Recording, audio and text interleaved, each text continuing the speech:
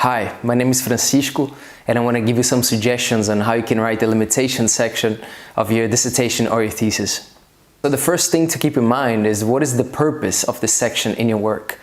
And the limitation is actually a really important one because it'll give the reader an understanding of through which boundaries they can take your results into consideration. In other words, those are the results that you have presented. However, the reader has to consider that some of the things were not addressed because they couldn't, or because you didn't have time, or because you didn't have resources. In other words, they'll give to the reader a true picture of how and under which circumstances your results should be considered. And there's no need to worry about writing your limitations. Obviously, if you have way too many, that means that in the end your results are a bit fragile. But writing your limitations is really important because it will tell the reader that you have a thorough understanding, you have a holistic view of what you did. And every study has limitations. There's no such thing as a study without limitation. Some will have more, some will have less, but that's absolutely okay. But make sure to address your main ones, your main limitations, because for a fact that's going to give the reader an impression that you know exactly what you were doing. And unfortunately, you couldn't cover for everything because sometimes it's just not possible. So let me give you some ideas of what could be potential limitations in your work. The first one would be sample. Very often we have limitations of sample size and also the profile of the sample.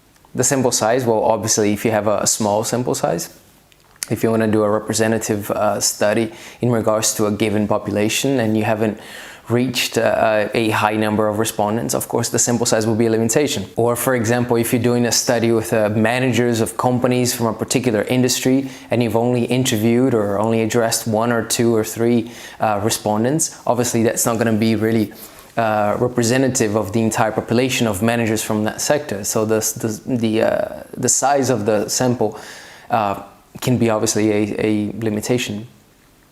Another limitation is the profile of the sample.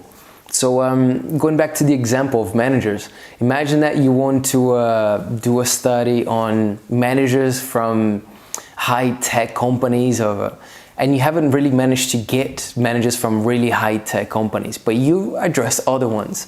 So perhaps the profile of the people that you chose will compromise the results or will limit your results.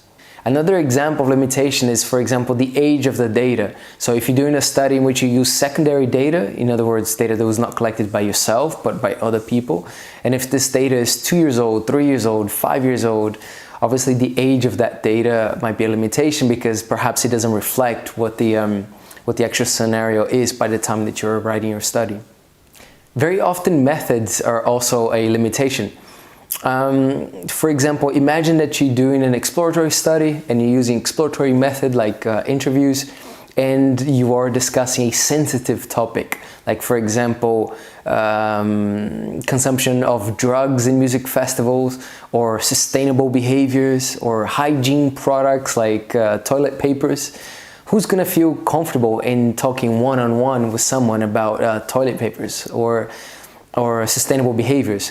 Because if we don't have sustainable behaviors, we're going to feel a bit embarrassed. So we're not going to admit really what our actual behavior is, right? The same thing with alcohol consumption or drug consumption in music festivals or whichever topic that you're discussing. So in this example, the face-to-face interaction between researcher and respondent is something that's obviously going to be a limitation. Often as well, especially when you're doing experiments or product testing, the actual equipments can be a limitation. So for example, assume that you're doing a study on virtual reality, and if you don't have a very well-advanced equipment or a VR headset, obviously the model that you have is going to impact the respondent, right? So if you have a simpler model that doesn't have a great resolution, the respondent might feel a bit more negative towards that particular technology.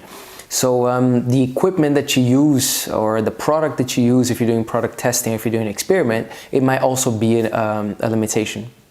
Time can also be a limitation. So for example, when you did the study, if it was too early in the day, or if it was too late in the evening, or if it was too rushed, Often students have a limited time frame to develop their projects. So it's very common that, the time can also be a limitation because you only have a particular amount of time to run your data collection. And finally, two other examples of limitations is access to literature. So often the students, university to university, they're going to have access to different types of journals. So often access to a particular journal might be a limitation for an institution or for a student, and also financial limitations. So if you have a project that would require greater funding, and if you don't have that funding, obviously that's also going to be a limitation. And how you would report these limitations? Well, simply in a bullet point, discussing each one of them, labeling them what these limitations are, and discussing them. And again, that's going to show a lot of honesty in your side, but also that you have this broader overview.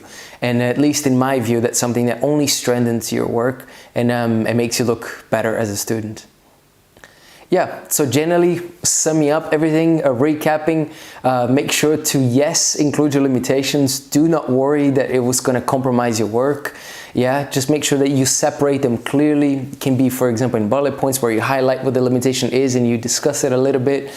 Examples, again, of limitations can be time, method, sample size, sample profile, the data collection process, financial resources, equipments that you have used, and so on. So don't be afraid and include the limitations of your work. And my last recommendation, while you're writing the limitations of your work, listen to a song by a band called Pink Floyd, and the song is Shine on Your Crazy Diamond. It's one of my favorite songs from Pink Floyd. You can put yourself a nice whiskey.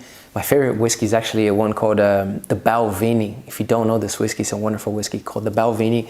Listen to Pink Floyd, Shine on Your Crazy Diamond, a great song. All the absolute best, my friend. Take care. Bye-bye.